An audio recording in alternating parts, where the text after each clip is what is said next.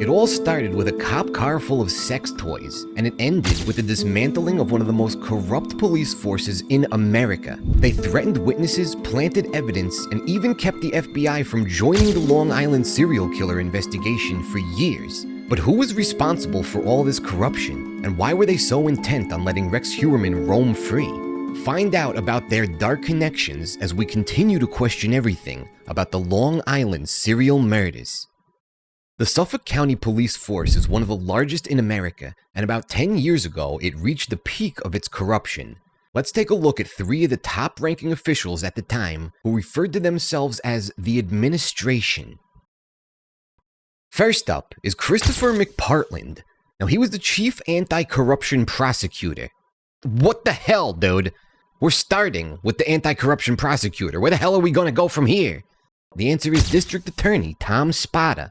Early in his career, in 1979, he was a young man trying to make a name for himself, and he was trying a murder case. I'm not going to go into the details because it's pretty grim, but you guys can look it up if you want to. Anyway, there was this teenager who ended up being a star witness that helped win that make-or-break case. Spota took that teen under his wing and became his mentor. Spota later became the district attorney, and that same teenager became Spota's top investigator. By 2012, 30 years had passed, and that teenager became chief of police, a job he landed with Spota's recommendation.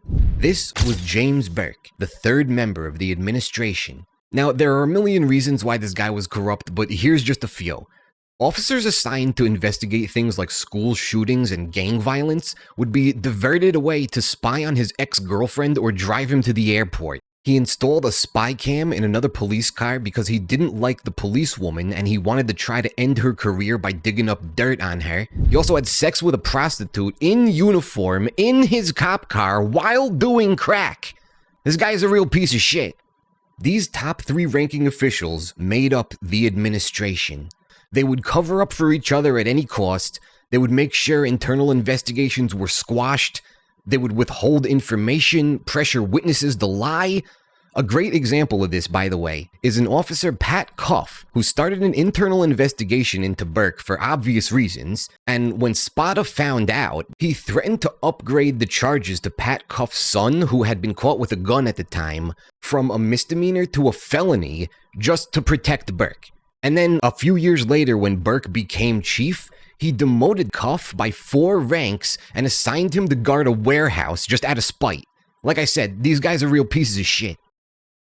On December 14th, 2012, a petty thief, Christopher Loeb, was arrested at his mother's Smithtown home. Inside of the house, police discovered a shitload of stolen property, a bunch of stuff taken from cars he broke into, some of which were stolen directly out of James Burke's police SUV. And he had some pretty interesting things in that SUV. Loeb stole a canvas bag which contained, among other things, Burke's gun belt, magazines of ammo, cigars, a humidor, porn DVDs, sex toys, and Viagra. What the hell was Burke planning on doing in his cop car? Oh yeah, fucking hookers while doing crack, I forgot. When Burke discovered his SUV was broken into, he immediately called McPartland first. And then when Burke was told about the bust, he freaked out and raced over to the Smithtown house, grabbing his duffel bag and other belongings. In other words, he stole evidence from a crime scene. And then when he arrived at the station, Loeb was being held in an interrogation room, handcuffed and shackled to the floor. Alright? Burke enters the room in a rage, screaming and cursing at Loeb, and then Loeb calls Burke a pervert because of the contents of the duffel bag, and Burke fucking loses it. He starts brutally beating Loeb. He's violently shaking his head back and forth, punching him in the head and in the body. He attempted to knee him, threatened to kill him with a hot shot of heroin because he knew that Loeb was a user. He kept going and going until another detective intervened, saying, "Boss, that's enough." Which sounds like a scene straight out of a fucking mafia movie. It was bad enough that Burke violated protocol by tampering with the crime scene and removing evidence, but then he assaulted a man that was handcuffed to the floor while other officers watched. Now, Loeb publicly accused Burke of this assault, and the FBI launched a federal grand jury civil rights investigation. The administration went into a panic. They concocted some story about how Burke wasn't even in the room at the time of the assault. It was 3 other officers who did the beating. They even designated officers to lie under oath if it ever came to that, and they instructed everyone underneath them to get their stories straight. Through all of this, Burke, in a blatant display of his perceived invincibility, went as far as to brag about the beating to other officers at an event, saying it reminded him of his old days as a young police officer. And after 8 months, the investigation was closed, the administration successfully using fear and manipulation to obstruct justice. Burke was so well known for this that people still think he was keeping the FBI away because of the Long Island serial killer case. Whatever the case may be, this was an attempt once again to cover his own ass at any cost, and it wouldn't go unnoticed. It seemed like the administration would continue to escape the consequences of their actions. However, about 1 year later, the FBI decided to reopen the investigation, but with one small change. This time, they were granting key witnesses immunity for their testimony. This would prove to be the downfall of the administration. Anthony Leto is a former Suffolk County police officer, and he was one of the men who were in the room during the Assault of Loeb. But when given the opportunity to testify with immunity, he detailed his participation in the assault, along with the pressure he faced from McPartland and Spota to lie under oath about it. He also told jurors that he feared that if he had cooperated with the FBI, Burke would have falsely accused his sons of crimes or planted evidence against them. Another key testimony came from James Hickey, a former top police official in Suffolk County. Hickey got so fucked up from the stress of working under the corruption that he was admitted to a hospital in a stress-induced delirium. He was up at night paranoid, screaming, biting, spitting according to medical records. The guy just fucking lost it. He knew his career was over if he testified, but he took the stand anyway. Under oath, Hickey testified that Spota and McPartland directed a cover-up to protect Burke's assault. He was ordered to instruct his men to, quote, deny. All officers were threatened with never working in Suffolk County again if they cooperated with federal investigators, and when Burke speculated on the rat, he said, quote, they'll never work here again and I'll see to that. This is all from James Hickey. These testimonies not only shed light on the assault and subsequent cover-up, but they helped in exposing the corruption that had been plaguing Suffolk County for years. All 3 members of the administration resigned promptly after being indicted in 2015. Spota and McPartland were both found guilty of the cover-up. They're currently serving 5-year sentences. Burke pled guilty to the civil rights violation and obstruction of justice. He faced up to 20 years, but received a 46-month sentence. During his incarceration, oxycodone was found with his possessions. It was investigated, but the results were never made public. Remember that for part 4. He served 40 months before being released in 2019. His probation ended in 2022, and then earlier this year, he was arrested for soliciting a sex worker while exposing himself in a park. So obviously he's reformed. That's the administration, but how does all this corruption connect to the Long Island serial murders and Rex Heuermann specifically? Let me refresh you on a couple things so this all makes sense when we unravel it in a second.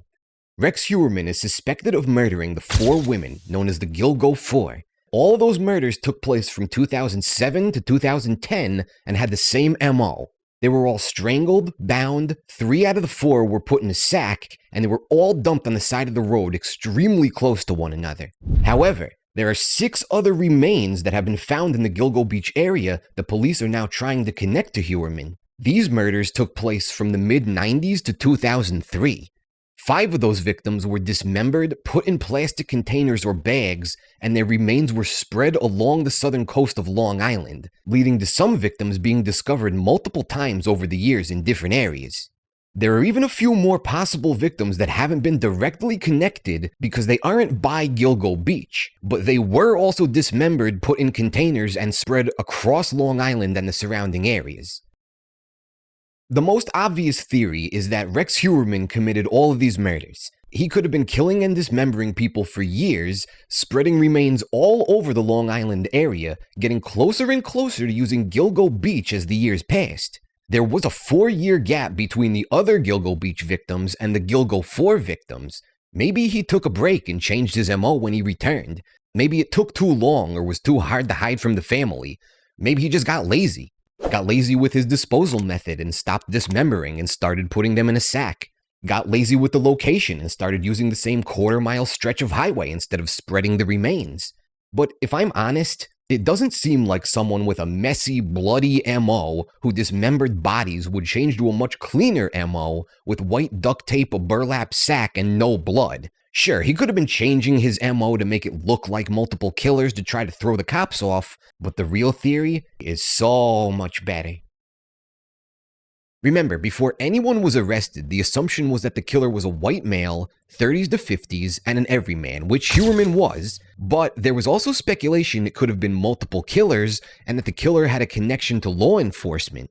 Now, I'm not of the belief that the cops were doing the killings. This theory all comes down to Burke, Spota, and McPartland having a relationship with the mafia. If they were on the mafia's payroll, it would explain a lot of stuff, so let me take you through it. The first and most obvious reason is their name, the administration. It's literally used to designate the top 3 levels of a crime family, and they chose the name for themselves. No one else gave it to them. The second reason is the way they behaved. They ran the entire force like they were invincible, and used the same tactics the mob uses to intimidate. I mean, that whole Loeb assault was straight out of a goddamn mafia movie. The third reason is how the bodies, other than the Gilgo 4 of course, were disposed of. Being dismembered, put in plastic containers or bags, and spread around a large area is a very mafia thing to do. What if they let the mafia use the Gilgo Beach area for a dumping ground, then got paid for not investigating and sweeping things under the rug? They had experience doing that for themselves already, so why not get paid for it and make some powerful friends while you're at it?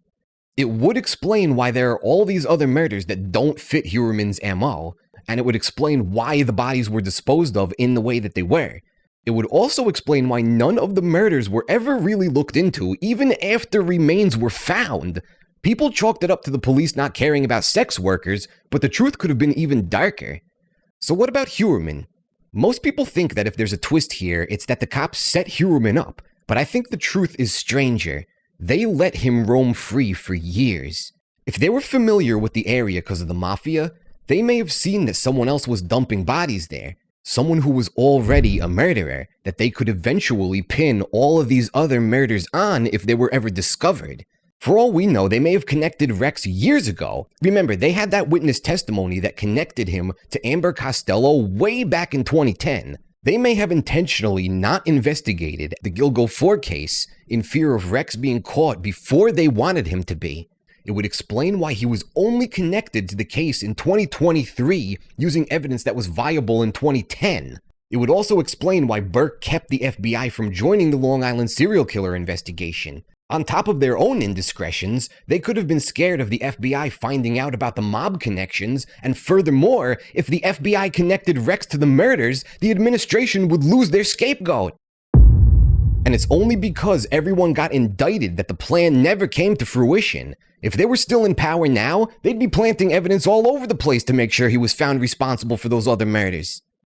All of this may have been the reason they didn't look for any people reported missing in the area, and only started looking when Shannon Gilbert called 911, and they were basically forced to search. And speaking of Shannon Gilbert, thanks for making it to the end, guys. And if you enjoyed this video, please make sure to check out the conclusion in Part 4, The Disappearance of Shannon Gilbert, and catch up on the rest of the series too, where we question everything about the Long Island serial murders.